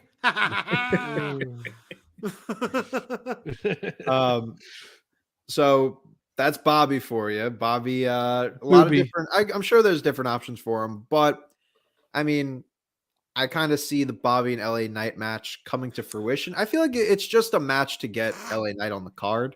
I like it. Because apparently he's in for a big push after Mania. Oh, yeah. Which, to me, that screams Money in the Bank. God, no. I hope not. Oh, please. Please, no. You don't want him winning the Money in the Bank? I think, you know what I think? I think Money in the Bank should go away. No. I think this is a little bit of a spoiler, maybe. I think I'm going to teeter around our predictions. Rowan wins. Cody wins. Money in the Bank cashes in next year. Right, Mania 40. Oh, boom. God. Book it. What the Book fuck it. are we talking about here? Book it. Fuck that. You want Cody to win Money in the Bank? Yeah, you got to have a reasonable winner winning Money in the Bank. Not fucking. Look what happened with Theory this year. Okay, nobody. It was not believable because he's not. Well, first of all, that's because we had a complete owner change. Who the previous owner was very high on. Austin Theory wasn't believable. Sure, it wasn't believable. And LA Knight is not believable. Anyone wouldn't have been believable against Roman. Give me one person. I don't remember who was in the card. Who was on the match? Who was in the match? Seth, Theory. Seth, now you got me looking it up. Big Seth, Done. That's true. I did want wait. Seth to win. That was the year You are before. Money in. Stay with me, people. Money in the Bank. 2022. That was held. It was supposed to be in a Gillette Stadium, but Yeah. That's when Cody got injured before that, right? He wasn't able to. yeah. There was I wanted to make a WrestleMania 7 joke, but I couldn't. Whatever. Was Matt Riddle in that Money in the Bank? Yes, it was. See, that would have been a. Drew McIntyre. It was Madcap Moss, Omos, Riddle, Sami Zayn, Seth Rollins, Sheamus, and Theory. There's about 2-3 names in there. Yeah, that could have won against Reigns. Seth was probably the only person for me. No one else. Not Drew. No, not Drew. No Drew. Not a formidable opponent. Wait, what are you talking about? You thought Drew was gonna? Yeah, Drew. No. Hold on. Money in the Bank is a specific type of match for a specific type of winner. Yes, Seth Rollins can realistically win Money in the Bank, and it would make sense for him to cash in. Drew McIntyre does not make sense to win Money in the Bank because he is not that type of wrestler. Okay, I'll give you that.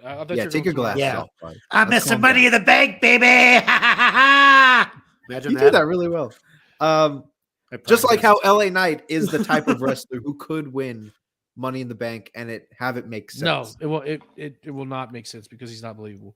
LA Knight's not believable. LA Knight is absolutely no, he's believable. not. He lost one fucking promo. He lost against Bray Wyatt in the rave match a couple months ago. So no, it's not happening. No. Well, we got to see what the build looks like after Mania. No, he's done. He's done. I know, right? What the hell? Just brushing him off already. You're completely done with LA Knight already because he lost in the fucking. Make him be Max Dupree again. No, definitely not. I much prefer him as Max Dupree. The Yaz catching on. I do. Let me talk to you is catching on. Let's see. You got especially me there. with Otis. Oh, come on, man. Oh man. Otis. What is it? Basse and Mansoor. Mansoor. Maxine Dupree. Yeah. I just got to say it. Hold on. Maximum Male models are fucking great. They were great. They are amazing. Yeah, I would much rather see. I would much rather see the Usos versus Maximum Male models. Let's fucking go. Usos versus KO, bud. Oh boy! I'm sorry. Back in the day, we were supposed to have Rick DeMondo Martel versus and Don Callis paired as a tag team called the Supermodels. Did you know that? Well, now they're living out their legacy through Marseille Mansoir and Maxine Dupree. What a woman Maxine Dupree is. Yeah, she's a job. What else did we have to talk about on this show? We had a few more topics. Well, we got about 20 minutes here, so yeah, it's true. Oh yes, we do. Just a few more things. I mean, we didn't really discuss it. I know we're kind of backtracking here, but there was the second Hall of Fame induction, the Great Muta. Ric Flair is going to be inducting him, it seems. What are your thoughts on this? Because obviously this isn't someone. Yeah, I mean, this isn't someone that was ever in the WWE that I'm thinking about it, but I guess there's a connection to WCW. Yeah. Did he do anything in WCW worth mentioning? Yes. Yeah. I genuinely don't know. Yeah, he had some. Yeah, he had a couple matches with Flair and Sting. It was good. Sting. Did he win any titles? No. He's just like that big name from Japan. Just had a couple tours. He's kind of like Murder Grandpa. What's his name? Murder Grandpa. Suzuki. Huh? Suzuki? Yeah, Suzuki. Yeah. Yeah. It's kind of similar. Murder Grandpa. Such a dumb nickname for him. I think this is just like compensation for the Shinsuke match. Let me get this right. Great Muta is in the WWE, but Bam Bam fucking Bigelow's not in the WWE Hall of Fame. There are a lot of people in the WWE Hall of Fame that should be in there. Well, I mean, that's one name. Demolition. Come on. Yep.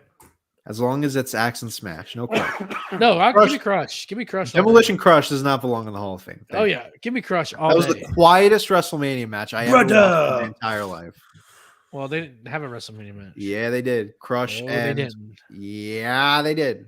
Not when he was in Demolition Pal. Crush and I think it was Smash. Versus who? I got to look it up now. That's how forgettable it was. I don't versus Heart Foundation. And if you're saying that, you're wrong. It was a great match.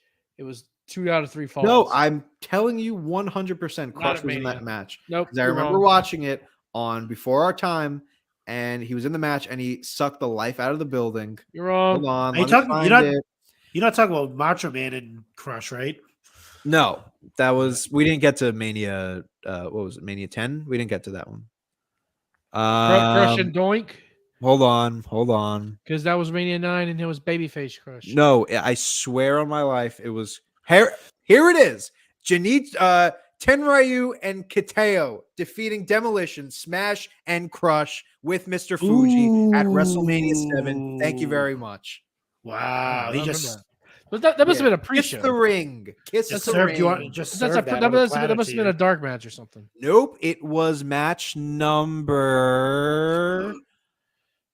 Hold on. It was match number 8 on the card. It was 4 minutes and 44 seconds. Wow. Okay. Yeah. Don't test my knowledge. Kiss the ring. All right. I'll bow down to you on that one. Yeah. Fuck. Right. Look at me. I'm looking up cage match statistics for house shows.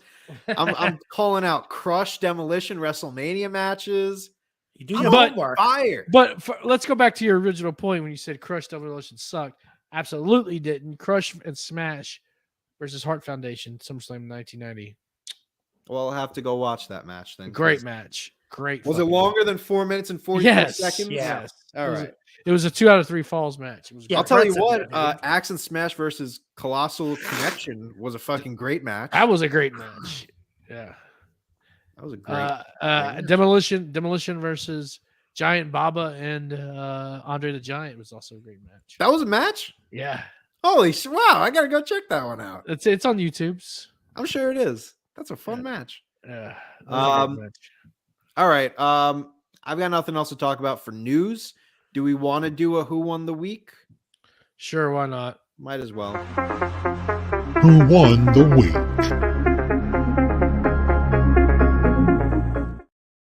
Who won the week? AEW Dynamite. I'll be honest, I didn't even watch Dynamite this week. You missed a great episode. Yeah, it was pretty QTV. good. Yeah, that was not good, but I heard the ending was very good though. I saw the last picture. The beginning was great. It was great. It was great night wrestling. Hey, look, I'm gonna give it. I'll give it a Raw. What happened on? Did I watch SmackDown this week? Fuck, that's bad. I don't even. I'll give it to Raw. I mean, well, yeah, Cody came out and that's right. They're talking shit, and Cody came out and was like, I don't answer the Roman. I'll kick the shit out of both of you punks. And then Sami Zayn came in, beat MJ, and then they had a brawl at the end. So, yeah. Well, Raw won the week. Out of control. Impact Wrestling won the week. I couldn't even tell you what Impact Wrestling did last week or the week before. Yeah, the Pillars promo was pretty good. If you go on YouTube, you can watch it in its entirety, as they say. Oh, the 4 pillars who aren't the 4 pillars of AEW. They are. Whoa! They're not. Whoa! Who told you that? You said they're not the 4 pillars. Who are the 4 pillars of AEW? Not Sammy Guevara. Who are the 4 pillars? MJF, Darby. I guess I'll give it to Jungle Boy. And technically, if we're going, you're gonna say Britt? I'm giving it to Britt. Absolutely. Yeah. Okay. All right. I'll let that one slide. Jungle Boy is hanging by a fine line, a fine thread. Sammy was on the first episode of Dynamite. Yeah, so was fucking Kip Sabian. I don't care. Wow. Damn. Tell the Kip when I see him. What a horrible gimmick. What, Kip Sabian? Well, actually, no. What a great gimmick that was ruined with a horrible reveal. I'm the best man. No, I'm talking about the box on. Oh yeah, whatever happened to that? The grass is greener after you leave WWE. What's Miro? What's up with that? Oh my God, you guys, he has to come to AEW. He's gonna be treated so much better. He's gonna be on TV so much. He's gonna have every championship known to man. That's because he's a crybaby bitch, like Darby said last night. He started talking to his God, and his God said, maybe it's time to go back. Oh, boy. I do hope we see Miro back on AEW, though. Yeah, that ain't happening. Whatever. I don't think he's coming back. I think he's You done. know, I don't want to get on an AEW rant because we're 20 minutes away from the ROH show, and I want to, let them get on. But they're in a spot right now that they have Hobbs as champion. They could do so many amazing matchups with Hobbs. Oh, yeah. He is like the mid-card dream match machine. Like with the roster that they build around him, like Wardlow, Samoa Joe, Miro. I mean, even like I was talking about it on the podcast, like what's next for Bryan Danielson. You could even do Hobbs and Danielson, if you wanted to get some gold around Bryan's waist. Yeah. Like you have so many matchups you can do. Bryan doesn't want gold. Well, I know, but I want to see him with gold. He deserves it. Well, you deserve it. And you're doing QT Marshall? Like, yeah. I'll leave that to the flagship show. It was a good episode this week. Go check it out. Well, and Jade's still floating around in mid-card. Don't even get me started on Jade. That's another one. Taya Valkyrie will be a good match, though, for her. At least we get someone, but you haven't built up anyone else to go up against her. I hear Orange Pickles is sidelined right now. It's not even that. She shouldn't be finding people to match up. She should be in the main event scene already. No, you're completely right there. That's not even the point. You don't have to have her drop the championship. Have her keep it. Double champ it up. It's weird how she's just not being presented at all. She's literally one of the biggest stars. Like they put her everywhere. Like she shows up at NBA games. She shows up at NFL games. They have her all over the place. They had her in a thing with Bow Wow for 2 seconds. A little Bow Wow. No. They have her do photo ops at she's they're putting her out there as far as in the media and stuff like that, and kind of get that cross. But it's what do you're not doing anything on TV with her? Are you just using her for the promotional value? She's on all the posters. She's on all of the. She was the front star when they started first promoting Rampage, and I remember that because I would get on the F train every day, and I would see the big posters with AEW Rampage, and Jade was front and center. And then, he's still front and center on Rampage, getting 2-minute matches every week. For the wrong reasons. I don't know. Maybe Swole was right. Who knows? Yeah. Who knows? But nonetheless, Raw won. We'll give it to Raw. I think it's time to close out the show. Oh, it is time to close out the show. My bad. Hold on. Oh, hey yo. There it is. As good as he is, there's always that one time. Because it's hard for me to pick up. You've got to stay on your feet. I could request a sound drop in a blink of an eye, and you've got to be with. Okay, give me a fickle one. Wait, you don't have fucking controls. That's right. No, you're right. It's time to end the show, folks. Thank you so much for tuning in to yet another edition of the RAWDOWN. J-Bone, what is going on with Coming Down the Aisle? Well, we got to do this quick. Coming Down the Aisle. Head over to comingdowntheaislepod.com. This week we got Mayor Aaron from Lumberjillville. Hey. Oh, nice. We're going to be watching an NXT match, actually. Recent one. We watch Toxic Attraction, JC Jane and Gigi Dolan taking on each other versus Roxanne Perez from Vengeance Day a couple months ago. Oh, okay. So we watched that. It's a good match. I like it.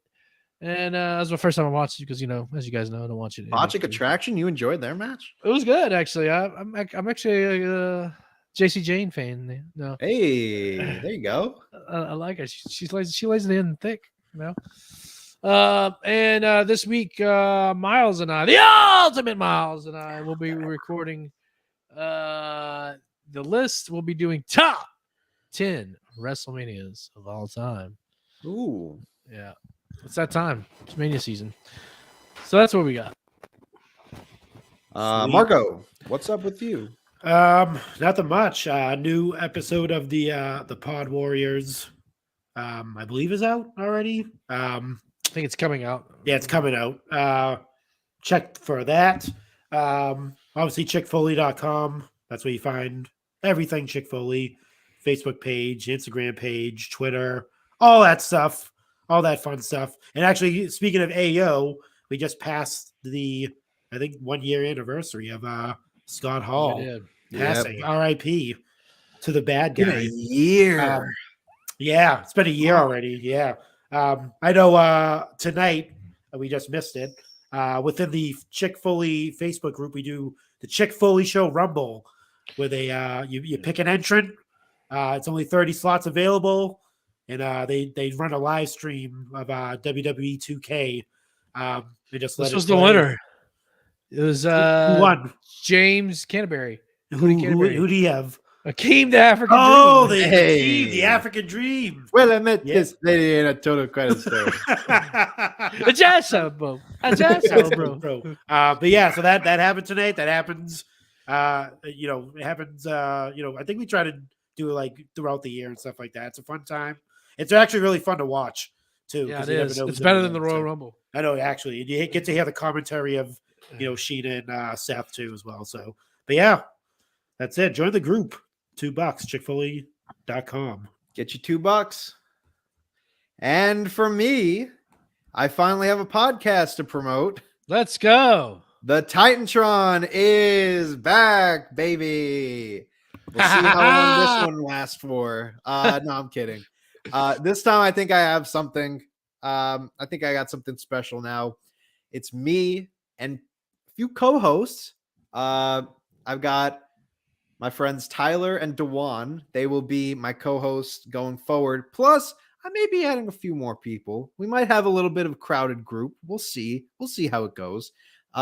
We recorded an episode last week, but plans change, pal. It got a little busy. I wasn't able to get it out there, but we used it as a nice test run. And I can say it will be worth the wait because we have a very good chemistry already. Next week, we are going to have our first episode. Can't tell you when it's going to be posted yet. We still have to figure out the kinks on that. But next week, you will have an episode. We'll be talking all about everything that there is as far as wrestling, and we're just going to shoot the shit, and we'll have fun. And that's what it's going to be. That's going to be the Titantron. Just having a bunch of fun. Just like we have fun on the RAWDOWN here on the good old Turnbuckle Tavern feed. And this is the part where I promote the Turnbuckle Tavern. Folks, look at you! If you liked what you heard, and I know that you did, make sure that you turn your attention to the turnbuckletavern.com. Listen to the podcast, watch the videos, tune into the live stream, join the Discord, and follow us on social media. Growing our community. And while you're at it, make sure that you log on to prowrestlingtees.com/tavern. Wow! You got t-shirts for everybody. There's a Young Anthony t-shirt. There's a Moni Shimani t-shirt. There's an MVP Marco t-shirt. There's so many t-shirts. And if there's more t-shirts that you want, make sure that you tune in to Teespring, the official RAWDOWN logo. On all of our merch, on stickers, on mugs, you name it, we have it. And finally, call the fucking tavern. 304-404-2004 is the number to call to hear your message played on the flagship show.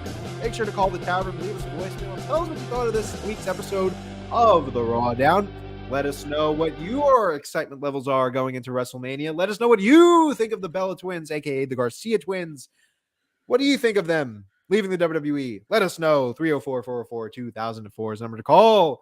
Make sure that you tune in 10 minutes, or maybe a few more minutes because they have to get set up. The Honor Society is back with yet another edition. You will see Ace and you will see Colton talking about this week's episode of ROH over on Honor Club. It's going to be a good episode. They always bring the fire. Can't wait for this week's episode of Honor Society. But until then, that is it for us here on the RAWDOWN. Thank you so much for tuning in. We will see you next week. But until then, as always, life sucks, and then you die.